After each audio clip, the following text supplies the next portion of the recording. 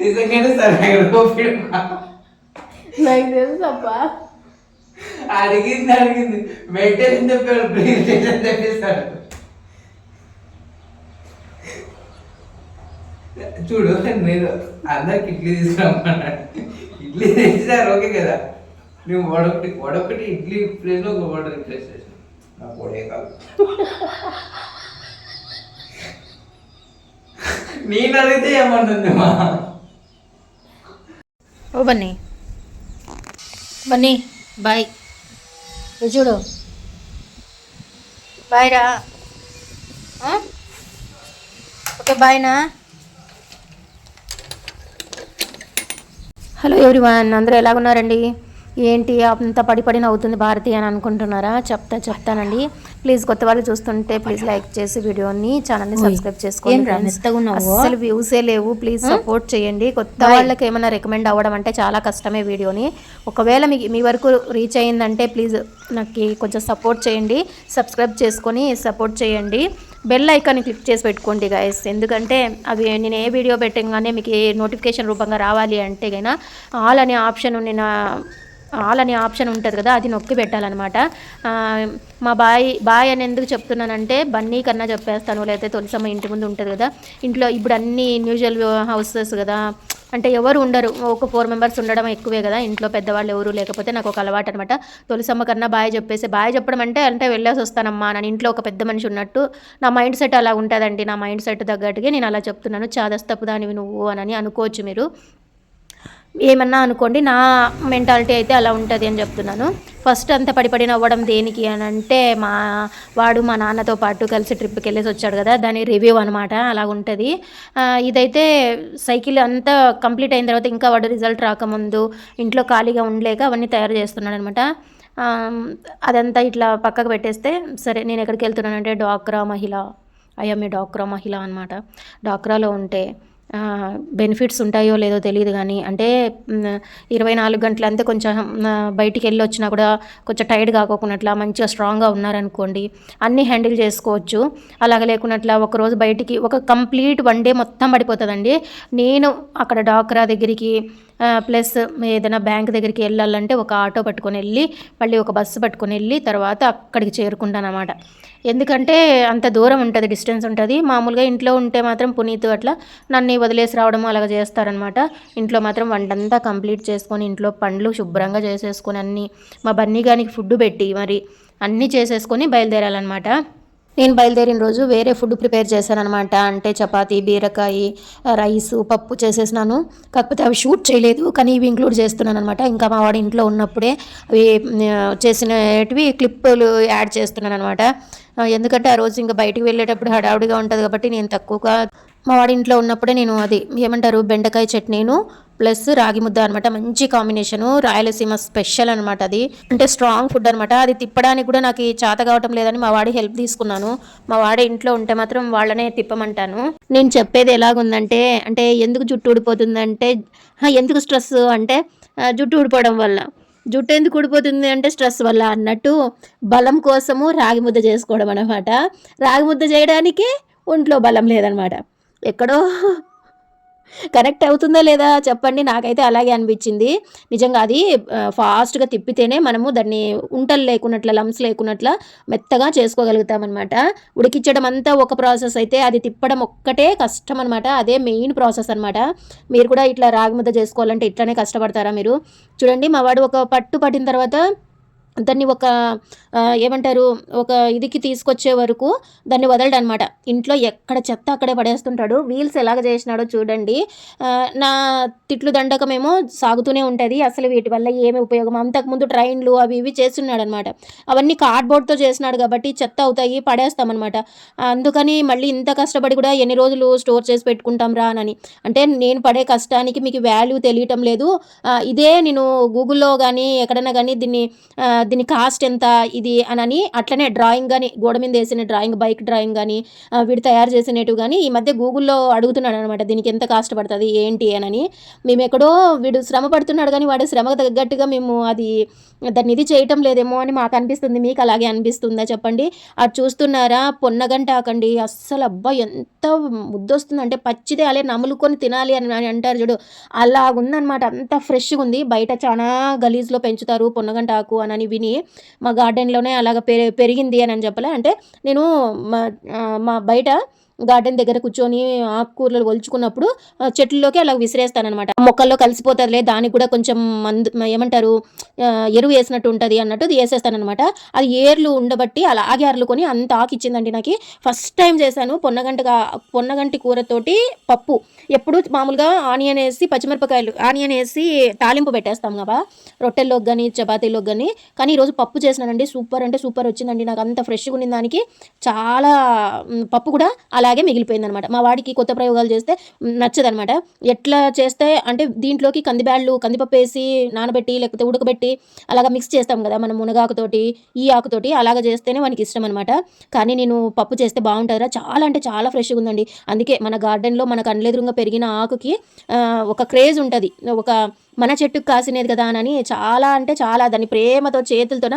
ఏమంటే ఒక్క minus point ఇసుక ఉందండి బాగా. ఒక 2-3 రోజులు వర్షం పడింది, అది చిన్న చిన్న జల్లులు కదా మట్టి బాగా పట్టిపోయింది. 2-3 సార్లు కడుక్కొని పప్పు కింద వండేసినాను. అది 2 days అయినా కూడా అలాగే మిగిలిపోయిన గాలికి పెట్టుకొని ఫ్రిడ్జ్లో అయితే పెట్టాను నేను. నెట్ కింద పెట్టేసి నేనే తిన్నాను. ఇంట్లో పునీత్ ఆ రోజే మంచిగా చేసిన రోజే వాళ్ళు ఏవైనా కానీ తెచ్చుకుంటారు, మళ్ళీ అవి వండి ఇవ్వాల్సి వస్తుంది. నాకు మాత్రం ఇలాగ పప్పు ట్రై చేస్తుంటే సూపర్ ఉందండి. అంటే చాలా లేతగా ఉండాలి ఆకు, చాలా అంటే చాలా సూపర్గా వచ్చిందండి. అసలు ఇంతగా చెప్తున్నానంటే నా మాట ట్రస్ట్ చేయండి. పొన్నగంట ఆకుతో ఎప్పుడు పప్పు ట్రై చేయని వాళ్ళు ఎవరైనా ఉంటే ట్రై చేయొచ్చు, మంచిగా సూపర్ అంటే సూపర్ ఉంది. ఇక్కడ ఏంటంటే నా బాధ వినండి. అంటే డ్వాక్రా మహిళ అంటే ఇప్పుడు లీడర్ కింద నేను వచ్చినాను, కానీ ఒక గ్రూప్ క్రియేట్ చేయాలంటే దానికి ఎంతో డెడికేషన్ ఉండాలి.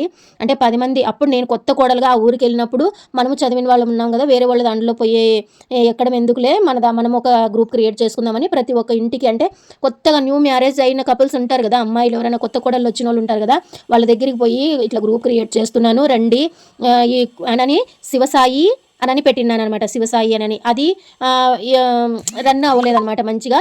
అందుకని నేను మళ్ళీ వేరే పేరు, శివుడు అయిపోయింది కదా ఇప్పుడు విష్ణువు అనమాట, అలాగా వేరే పేరు క్రియేట్ చేసి పెట్టి అందరి ఇంట్లోకి పోయి ఎన్ని మాటలు అంటారండి, అన్ని మాటలు అంటారు పల్లెటూరులోన. అయ్యో మీలాగా ఉద్యోగస్తులమా మేము నెల డబ్బులు కట్టాలంటే ఎక్కడి నుంచి వస్తాయి మాకు అని ఇట్లంతా మాటలు పడి కూడా నేను ఒక గ్రూప్ క్రియేట్ చేసినాను. అది మంచిగానే రన్ అవుతుంది. మళ్ళీ ఇప్పుడు మాత్రం చెల్లా చెదురుగా అయిపోతుంది. అంటే దిక్కులుగా వెళ్ళిపోయినారనమాట ట్రాన్స్ఫర్ల వల్ల. అందుకని ఇంకా మంచిగా జరగటం లేదనమాట. ఇప్పుడు మళ్ళీ కొత్తగా ఫ్రెష్గా లోన్ వస్తూ ఉంది.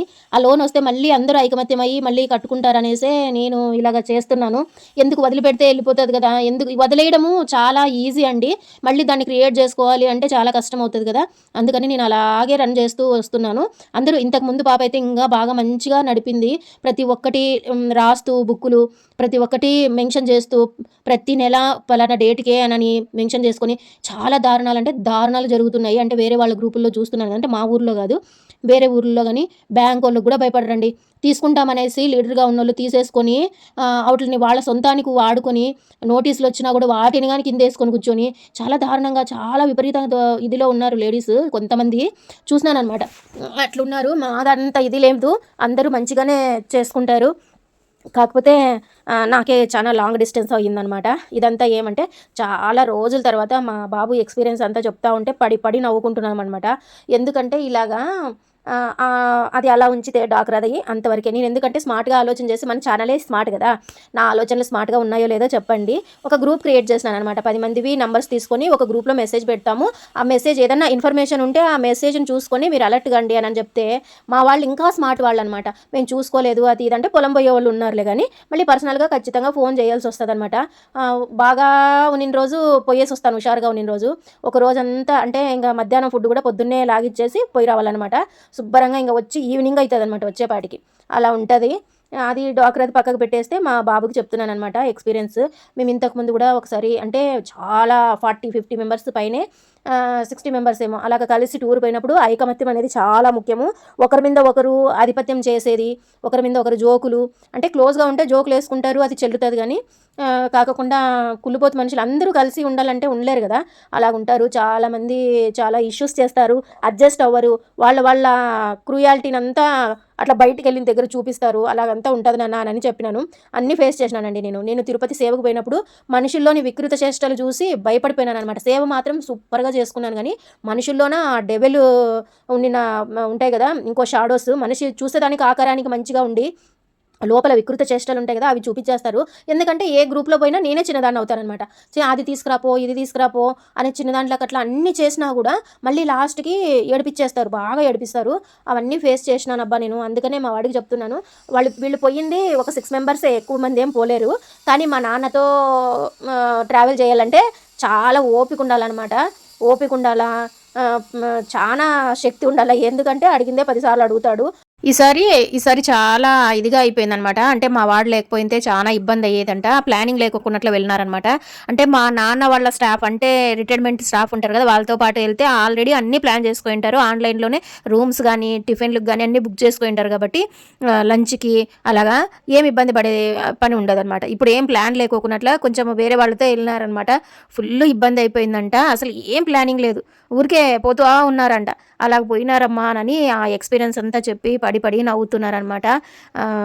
నవ్వు వచ్చింది నాకైతే. ఇంకా అదంతా పోయి మా అమ్మకి చెప్పి ఇట్లా ఇబ్బంది అయిందవా అని మా అమ్మతో కూడా అలాగే షేర్ చేసుకుంటాడనమాట.